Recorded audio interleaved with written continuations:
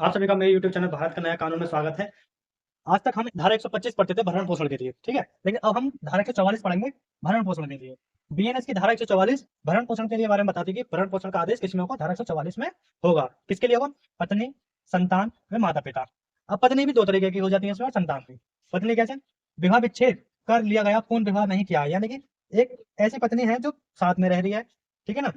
यानी विवाह विच्छेद नहीं करा, अलग-अलग रह रही हैं। एक तरह से उनको साथ ही मानो। विवाह विच्छेद होने के बाद ये अलग-अलग मानते हैं, ठीक है ना? तो एक में विवाह विच्छेद हो गया, लेकिन सहमति से नहीं हुआ है। किससे हुआ? सहमति से विवाह विच्छेद नहीं हुआ है, विवाह विच्छेद हो गया है, ठीक है ना? तो उसको भी भरण पोषण का अधिकार है, ठीक है? दूसरी, जो साथ में रहती है आपके, ठीक? जो आपके साथ में रहती है, जैसे इस वाली केस में गया कमला एवं अन्य वर्सेस मोहन कुमार EIR 2018 ऐसे, यानी सुप्रीम कोर्ट। इस वाले केस में ये वाली बात कही है कि पति पत्नी को रूप में एक साथ रहते हैं, कानूनी रूप से विवाहित जोड़े हैं। अब इसका मतलब ये है नहीं कि साथ में तुम रह रहे हो और भरण पोषण भी मांग रहे हो। भरण पोषण तो वो ऑलरेडी उसे दे रहा है, वो कोर्ट के माध्यम से नहीं दे रहा, वैसे दे रहा है, ठीक है ना? लेकिन जब ये थोड़े से अलग हो जाते हैं, जब मुटाव हो जाता है, लड़ाई झगड़े हो जाते हैं, तो अलग हो जाते हैं। विवाह विच्छेद नहीं होता है, मैं पहले बता रहा हूँ, विवाह विच्छेद नहीं होता है, अलग रह रहे हैं, तो धारा 144 में ये जाते हैं, तब इनको क्या मिलता है? भरण पोषण मिलता है, ठीक है?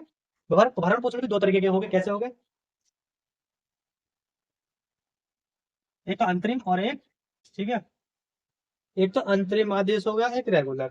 अंतरिम आदेश का मतलब ये हो गया एक तरह से, भाई जब तक मुकदमा चल रहा है आप इसे ये वे दोगे, यानी कि विधि के लिए, यानी वकील के खर्चे के लिए व्यय, ठीक है ना? जो आपका व्यय है अंतरिम में वो आदेश किया जाता है, ठीक है? मंथली भी होता है इसमें, जो वकील का खर्चा वो भी मिलता है, सब चीज में मिलते हैं आपके आने जाने तक के, कोर्ट तक के खर्चे किसमें मिलते हैं? अंतरिम में मिलते हैं। और रेगुलर में क्या होता है? आपको एक महीने का आदेश बांध दिया जाता है कि आपको 5,000 या 10,000 महीने के दिए जाएंगे।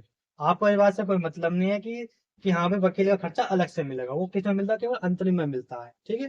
कब तक मिलता है? जब तक अंतिम आदेश ना आ जाए। क्या तक ना आ जाए? अंतिम।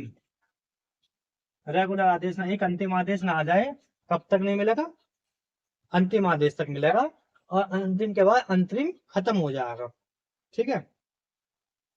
तो हमने पढ़ लिया पत्नी, ठीक? पत्नी की कैसी कैसी भी। अब संतान, संतान जायज या नाजायज कैसी भी हो, अगर वो नाबालिग है तो उसे भरण पोषण का अधिकार है, ठीक है?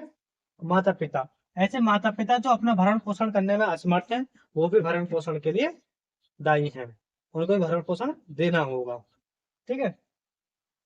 जाड़ता में भरण पोषण नहीं है या बिना पर्याप्त कारण के अलग रह रही हैं। अब इसका मतलब क्या हुआ? जाड़ता मतलब कि एक पत्नी है जिसका अवैध संबंध है किसी और व्यक्ति से, ठीक है? वो कोर्ट में इस बात को प्रूव कर देता है कि इस औरत का किसी और के साथ अफेयर है, या फिर ये बिना बात के मुझसे अलग रह रही है, मैं इसे अपने साथ रखना चाहता हूँ। तो इसमें लड़का क्या करता है? इसके लिए वो सेक्शन 9 लाता है। क्या लाता है? हिंदू विवाह अधिनियम HM एक्ट, ठीक है, सेक्शन 9।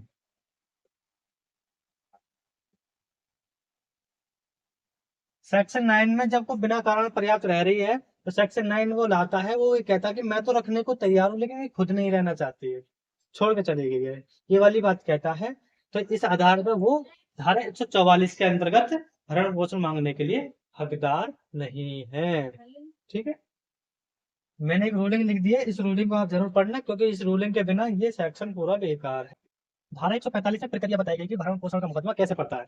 इसमें हम क्या करते हैं कि जो लड़की है, पीड़िता है, उसको हम क्या करते हैं? पहले नाम, ठीक है, नाम, सन ऑफ वाइफ ऑफ, जो भी उसका है, कहाँ निवास करती है, किससे शादी हुई, कब हुई, कैसे अलग रह रही हैं, क्या कारण है, वो पूरी बात लिखकर कब से अलग रह रही हैं, ठीक है? ये सभी बातें लिखकर हम क्या करते हैं? अधिवक्ता की उपस्थिति में एक बाद क्या करते हैं? न्यायालय में दाखिल करते हैं। कितना करते हैं? न्यायालय में दाखिल करते हैं, ठीक है ना? जब कौन से न्यायालय में? फैमिली कोर्ट में, परिवार, जो मजिस्ट्रेट लेवल के होते हैं, ठीक है ना? उसमें हम दाखिल करते हैं। उसमें दाखिल करने के उपरांत क्या होता है? मजिस्ट्रेट उस पर संज्ञान लेते हैं, यानी कि जब जो जज साहब हैं उस पर संज्ञान लेते हैं, और ये देखते हैं कि भाई आपने जो मुकदमा डाला है वो कैसा है, उसमें क्या है। तो उसमें क्या है? सम्मन जारी होते हैं। क्या होते हैं? सम्मन जारी होते हैं।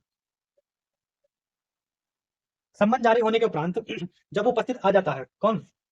विपक्षी, यानी उसका पति जब आ जाता है न्यायालय में सम्मन के बाद उपस्थित हो जाता है, बात की कॉपी उसे रिसीव कराई जाएगी। बात की कॉपी जब रिसीव कराई जाएगी तो उसके उपरांत क्या लगाएगा? वो WS दाखिल करता है। क्या करता है? WS दाखिल करता है। WS दाखिल करने के उपरांत इसमें बहस होती है, जिरह होती है। बहस होने के उपरांत इसमें जजमेंट पारित होता है। क्या होता है? बहस के बाद जजमेंट आ जाता है। जिसमें ये साफ साफ हो जाता है कि इसको खर्चा दिया जाना चाहिए नहीं, वो किस पर डिपेंड करता है, न्यायालय के विवेक पर डिपेंड करता है। ठीक है, ये प्रक्रिया इसकी 145 में ये वाली बात बताई गई कि भैया मुकदमा जो बाद है भरण पोषण वो कैसे चलेगा, कैसे डलेगा। ठीक है, उसके बाद आती है परिवर्तन में। फॉर एग्जाम्पल, अगर संबंध के उपरांत जब तामील पर्याप्त हो गई, विपक्षी यानी पति उसका उपस्थित नहीं आया, अनुपस्थित आया, तो कोर्ट ने क्या काम करा, एक्स पार्टी कर दिया मुकदमे को, क्या कर दिया, एक्स पार्टी, एक पक्ष आदेश पारित करके उस मुकदमे को डिसाइड कर दिया।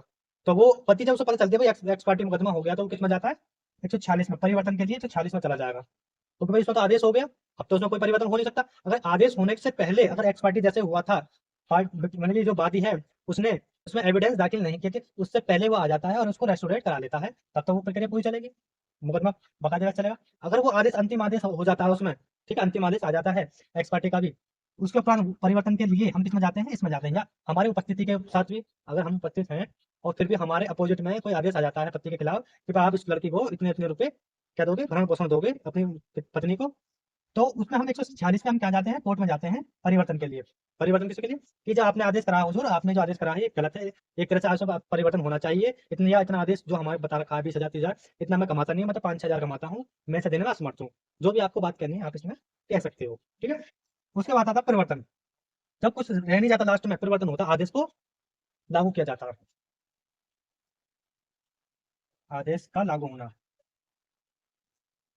ये थोड़ा संगीन है, यहाँ किसी को कोई भी बात कहने का मौका नहीं मिलता। क्यों नहीं मिलता, धारा 147 में साफ साफ लिखी गई है कि अगर धारा 147 का मुद्दा पड़ गया, रिकवरी पड़ गई है, आदेश दिनांक से या फिर जिस दिन से मुकदमा डाला उस दिन से आज तक की कितनी रिकवरी होती है, 12 महीने की रिकवरी थी, मानो 1 लाख रुपए है,